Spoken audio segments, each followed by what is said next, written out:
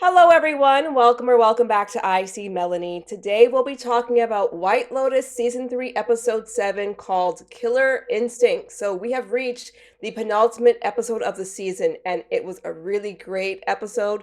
So, let's jump into it. Okay, let's start off with our midlife crisis ladies, Jaclyn, Kate, and Laurie.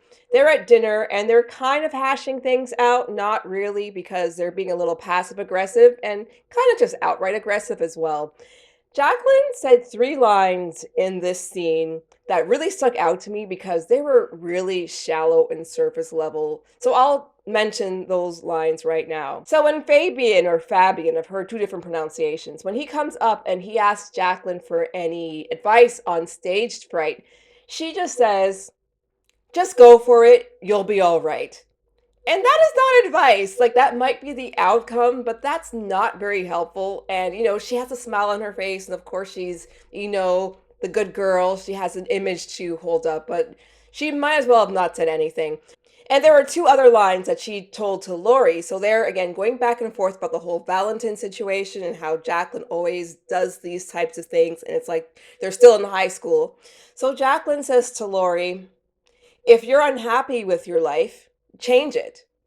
And she says it like you can just change your life from, kind of miserable to happy with just, snapping your fingers, flipping a light switch. Like, it's just so easy to do. And this to me just proves that Jaclyn has skated through life pretty well and she can't understand maybe where Laurie is coming from. And then the next line she says is, if you always choose the short stick, is it bad luck? Or are you life's victim? Or are you doing it to yourself? And I would not be surprised if this was a line that she uttered in an episode of her TV show because this just sounds so cliche, so like pseudo deep, and just ultimately ends up sounding so surface level that, of course, it would have to come out of Jaclyn's mouth. And even though I just complained about that line, there is something to it. Not that Jaclyn really went a bit deeper and actually said it, but the idea could be taken out that Laurie can take more agency in her life. And we know that Laurie is just going there to kind of almost rebel against her friends because she is so angry with Jaclyn. She's kind of mad at Kate for playing referee, but kind of leaning more towards Jaclyn's side. And she goes there. And Laurie did make a bad choice by hooking up with Alexei, not because hooking up was wrong per se, but she should remember that just a few nights before, there was a woman who was very aggressive with him at the club who was yelling at him. So most likely the dynamic is, a relationship. So maybe she should have hooked up with Vlad or none of them actually. And then later on, Vlad is hitting her up for $10,000, saying that he can take payment by Cash App, Zelle, Venmo, Interact, e-transfer, whatever. He can take her money whatever way possible. So I'm glad she got out of there. And I'm hoping that he doesn't try to hit her up for cash on the next episode. And then back home, when we see Kate worried about Laurie, and Jaclyn is kind of nonchalant about it, and Kate says, well, I care about her. Then Jaclyn says, like, oh, well, I guess I don't care because, I'm used to it. I'll be the bad guy. It's like, girl, calm down, okay? Relax. Don't try to play the victim. You're not a victim. You and your friends fought. Don't try to look like the good one. But of course, she can't help herself because she is Jaclyn. She needs to come out on top, looking the best. Let's talk about Rick and Frank and Sritala and Jim over there in Bangkok. So, Rick and Frank really need to get their act together if they plan on doing another team like this in the future because it was laughable how bad they were unprepared for this. So, again, Frank not knowing what Rick told Sritala about the premise, and then her being offended because she says, hey, I was never a prostitute. So luckily, Frank is pretty quick-witted. He and his Lowe's hat was able to come up with a story to kind of counteract that. Sritala could have called off the meeting right there because clearly something's not right with these guys, but she, like Jaclyn, she loves being fawned over, and so I think that's the only reason why she let them stay. Side note, I nearly died when Frank told Sritala that old performance they were looking at, her look was a mix of MC Hammer and Peter Pan because, yeah, that's exactly what it looked like. She looked crazy. Now let's talk about Rick confronting Jim. So they go to the den, the office. Rick does the small talk and then he gets into it. Rick mentions his mom's name and Jim says that it doesn't ring a bell, but like it did look like it did ring a bell with him.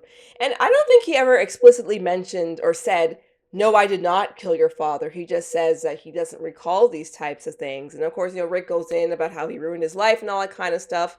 And then he points a gun. He doesn't do it. He looks like he's gonna punch him. He doesn't, but he throws him over, which I thought that's so disrespectful to an older man. Like, even if he actually did kill his father, that's very disrespectful to throw an older, frail man like that on the floor. But I guess in comparison to getting a bullet in your brain, that's light work. Rick and Frank's departure from the property was just so comical. They just left in such a huff. It was so suspicious. They told the henchmen that the old man fell down. The old man is going to tell them, "This guy put a gun to my head." He gets to the city and Rick says he feels closure now, which is a good thing because he looks lighter. Like he's smiling and he's just holding himself in a more less Eeyore fashion. And that's great, but unfortunately his friend fell off the wagon, started off with whiskey, ends up doing a whole lot more later on. So, you know, he dragged him into the situation, and now Frank is totally worse for it. And like most of the season, Chelsea is back home or in and around the resort, worrying about Rick. While Rick, we see, is in Bangkok having a great old time. He and Frank are going to strip clubs. They bring them back to a hotel. They're doing all sorts of things, entertaining their noses. Who knows what else they got up to? Frank has completely lost it, and Chelsea is there just talking about her soulmate Rick. So when she's talking to Saxon, and she was talking about her deep bond with Rick and how the very first night or first time she met him, he told her his entire life story, and that was appealing to her. Like, first of all, if somebody tells you their entire life story the first time you meet them, to me that would be completely off-putting. And we know he didn't tell her the entire life story because she learned a lot of it just on this trip. But even so, the idea, and she says things like, I wrote it down. Chelsea says that she and Rick are yin and yang. She is hope, he is pain, and she wants to heal him. And so I say, what are you getting out of this? She wants to heal him, she says now. She says he's like her child. It's like, girl, you are 30. The actress is 30, so I'm guessing the character might be 25 to 30 years old. Rick is a 50-year-old man. Why do you want to be with somebody who you have to heal? Why do you want to have a project as your lover? I don't get it. I wish more for her. And I just find with Chelsea, when she's talking amongst her contemporaries, so Chloe and Saxon and Lochlan to an extent, she's the wisest one out of all of them, I'd say. But when it comes to her adult relationship, she is just a bit of a pushover. She's a people pleaser. And in this series, in this season, there's so many people pleasers like Kate.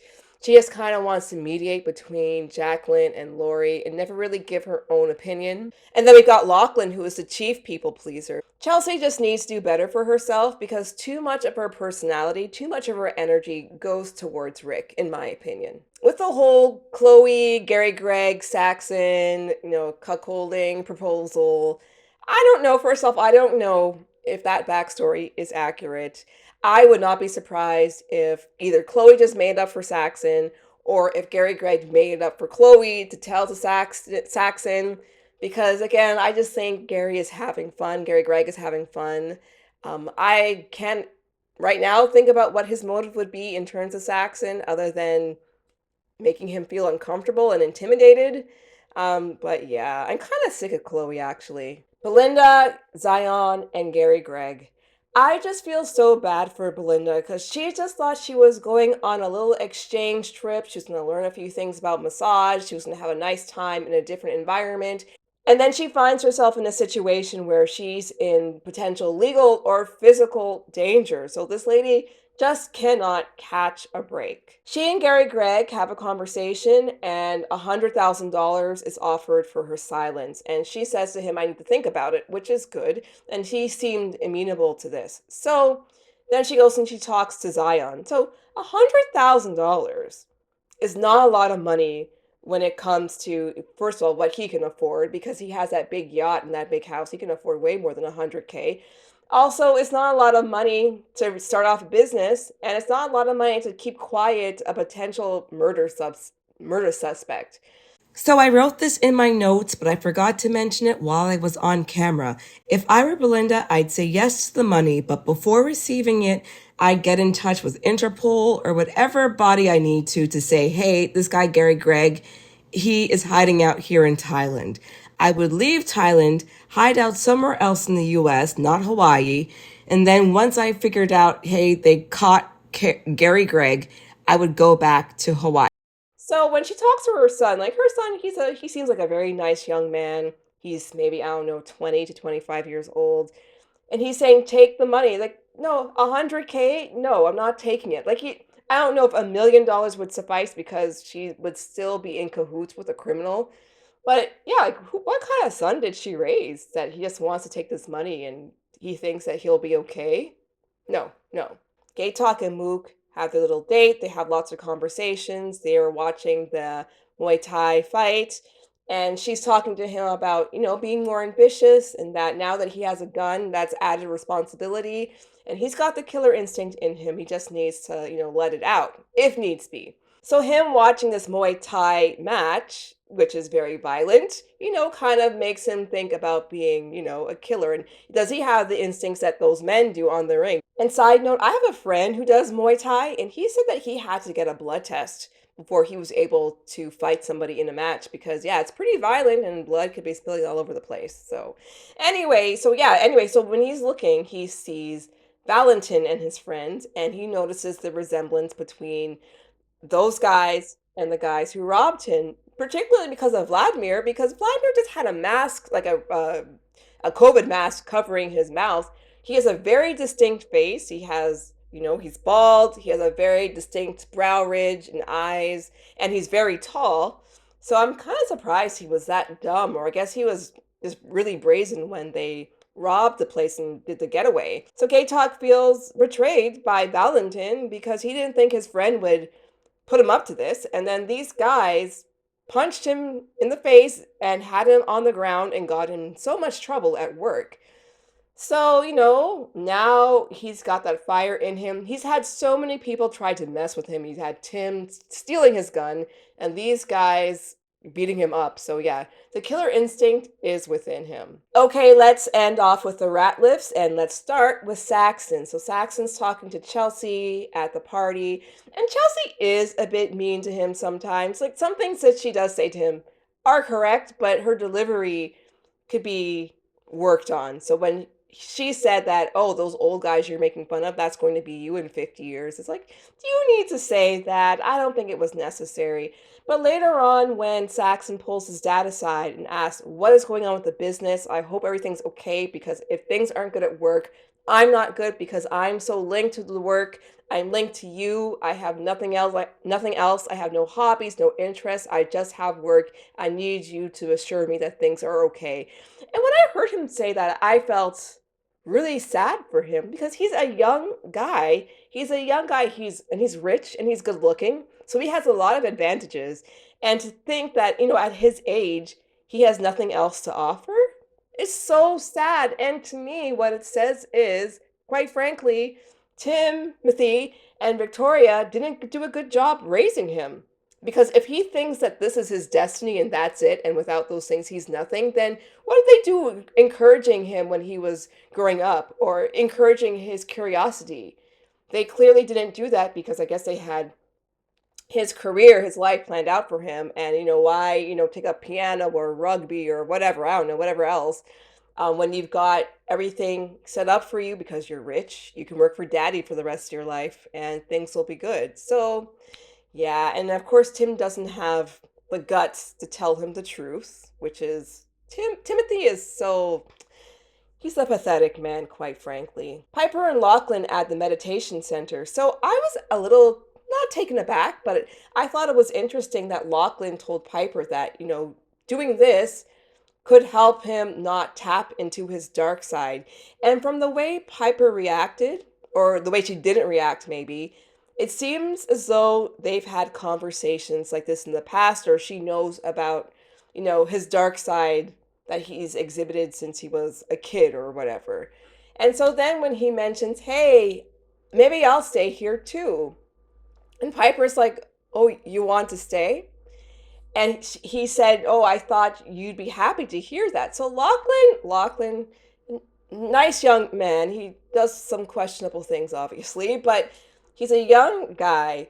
He always just goes wherever the wind blows him. So after spending a night, not even a full night, he decides, "Oh, I actually want to stay here too." And oh, this will be nice for my sister. Wouldn't you like this? Like, make a decision for yourself. And Piper, I could totally understand why she doesn't want her brother there because, first of all, she wanted this experience to learn about herself away from her family. And yeah, she has her little brother here, then that's just kind of taking away from it. And she thought about this for a long time. This was all her idea. She's the only person in that family who has her own ideas. And yeah, she doesn't own the place. She can't tell him no, he can't stay there. But I'm hoping he has a good sense not to. And quite frankly, I bet by the time he wakes up in the morning, he's not going to want to stay there anyway. So now let's talk about the other rat list, Victoria, Saxon, and Timothy, and some of their interactions together, and some with some of the other characters. So Victoria didn't have too much to do this episode, but I thought was funny when she seems to be oh so upset to go to another party with the boat people. But she picks up pretty quickly because she's all dressed up, ready to go. And yeah, she didn't really say too much, but I thought it was really funny when she was talking to the young woman, asking her if she really loves that old man. And are you scared of him? Too much. Victoria is too much. And of course, Timothy is messed up. He's drinking, he's popping more of the pills, he's talking to GaryGreg for a while. Who knows what conversation happened before we saw them, but clearly they have a degree of affinity for each other.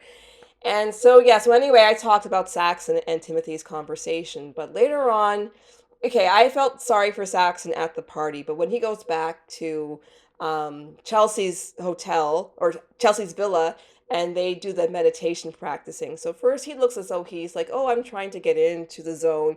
But then he tries a bit more by moving his hands, like just trying to make a move on her. It's like you can't stop being a creep. And then she kicks him out. So Saxon, you're almost there. He's almost a decent guy. Again, if he was raised better by Victoria and Tim, maybe he wouldn't be such a creep today.